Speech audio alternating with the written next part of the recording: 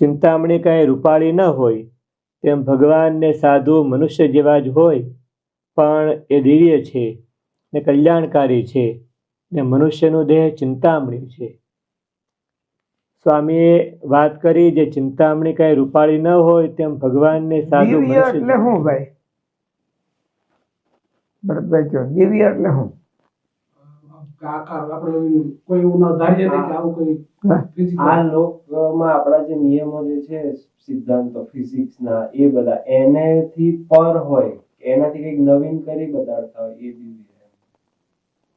તમે શું કહો રોહિતભાઈ? દિવ્ય એટલે યુનિક. અહીંયાનો એવું ફોર એક્ઝામ્પલ દેવલોક તો અહીંયા નથી પણ અલગ છે દિવ્ય. દેવલોક હોય તો દિવ્ય કહેવાય?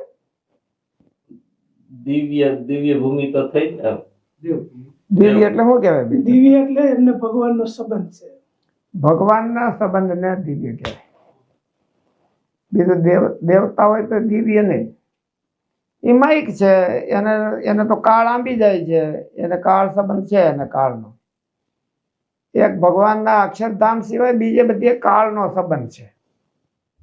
કાળનું હાલે એટલે એનો સંબંધ, એનો નાશ થઈ જવાનો હોય. દિવ્યનો અર્થ છે ભગવાનના સંબંધ.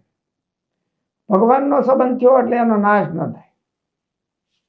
દેહાવિક્રમ નાશોસ્તિ પ્રત્યવાયો ન વિદ્યુત, એવું ગીતામાં ભગવાન કીધું. ભગવાનની હારે સંબંધ થાય તેનો કાળ નાશ ન કરી શકે. કાળ જેનો નાશ કરી નાખતો હોય એ દિવ્ય ન કહેવાય, એ બધા માઇક કહેવાય. કાળ જેનો નાશ ન કરી શકે, આપણો જીવાત્મા છે એનો કાળ નાશ ન કરી શકે તો એ દિવ્ય. પણ એ દિવ્ય તો ન કહેવાય. એટલા માટે ભગવાનનો સંબંધ જ્યાં સુધી નથી થયો ત્યાં સુધી એ નિત્ય કહેવાય, પણ દિવ્ય ન કહેવાય. નિત્ય અને દિવ્યમાં શું ફેર? નિત્ય તો માનો કે માયા પણ છે, આત્માઓ પણ છે, પણ એ દિવ્ય નથી. દિવ્ય તો એક ભગવાન જ છે. ભગવાન ને ભગવાનનો સંબંધ થાય એ બધા દિવ્ય. ભગવાનના સંબંધ વાળા મુક્ત હોય તો એ બધા દિવ્ય. કોઈ જીવાત્માને ભગવાનનો સંબંધ થાય એટલે આશરો થાય તો એ દિવ્ય છે. માયા પણ ભગવાનની શક્તિ છે.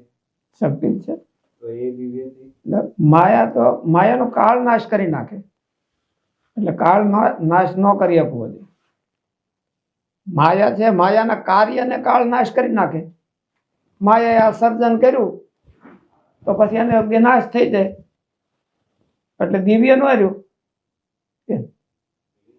અને બોલો તો કાળ જેનો નાશ ન કરી શકે અને ભગવાન નો સંબંધ હોય ત્યારે દિવ્ય કહેવાય.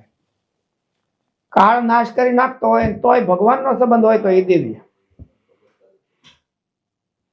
માણસો છે એ બધા મરી જાય એવા હોય, આ લોકના ભગવાનના ભગત હોય એ મરી જાય એવા હોય, એટલે કાળ તો નાશ કરી નાખ્યો એનો, પણ તો એને ભગવાનનો સંબંધ છે એટલે એ દિવ્ય કહેવાય.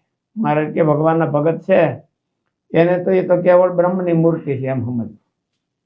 કાળ હોય તો કાળનો નાશ કરી, કાળ નાશ કરી નાખે તોય, અને કાળ નાશ ન કરે એને નિત્ય કહેવાય પણ દિવ્ય ન કહેવાય.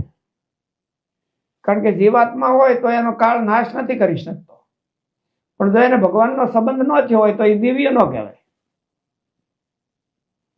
ભગવાનનો સંબંધ થાય તો ભગવાનનો સંબંધ થાય અને એ નાશવંત હોય તો દિવ્ય. આપણે માનો કે દાદા ખાચરના દરબારમાં જઈને મહારાજની બધી પ્રસાદીની વસ્તુઓ હોય એને આપણે શું કહીએ? તો એ નાશ ન થઈ જાય એવું હોય, એ તો હળગી જાય એવું હોય. આ જુનાગઢમાં જે હવેલી હતી હળગી ગઈ, તો એમાં કેટલી બધી મહારાજની પ્રસાદીની વસ્તુઓ હતી, તો એનો નાશ થઈ ગયો. તો નાશ થઈ ગયો તો એ દિવ્ય કહેવાય, કારણ કે એને ભગવાનનો સંબંધ છે. એટલે ભગવાનનો સંબંધ હોય એ જ દિવ્ય કહેવાય. પછી નાશવાન પદાર્થ હોય એને પણ ભગવાનનો સંબંધ હોય, અને નિત્ય પદાર્થ હોય એને પણ ભગવાનનો સંબંધ થાય. ભગવાનનો સંબંધ થાય ત્યારે એ દિવ્ય થાય, નહીં તો એ નિત્ય રહે પણ નાશ દિવ્ય ન થાય.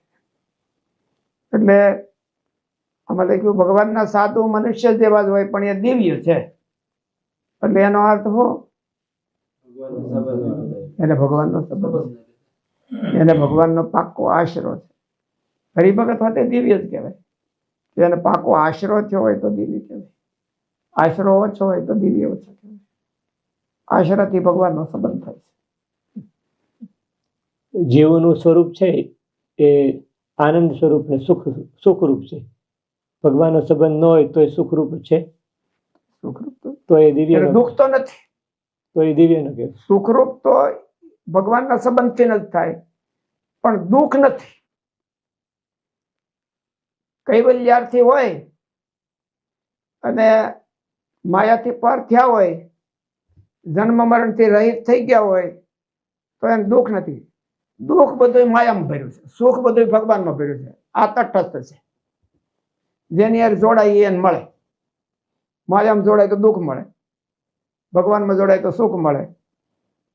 ક્યાંય ન જોડાય તો જેવો હોય એવો ને વરે. એને કૈવલ્યાર્થી કહેવાય.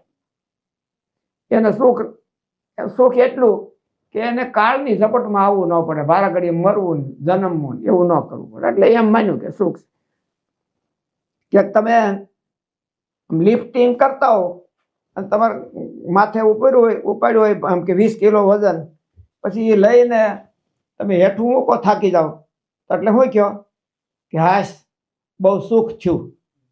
પણ એ સુખ નથી થયું. એ શું થયું? દુઃખ ગયું.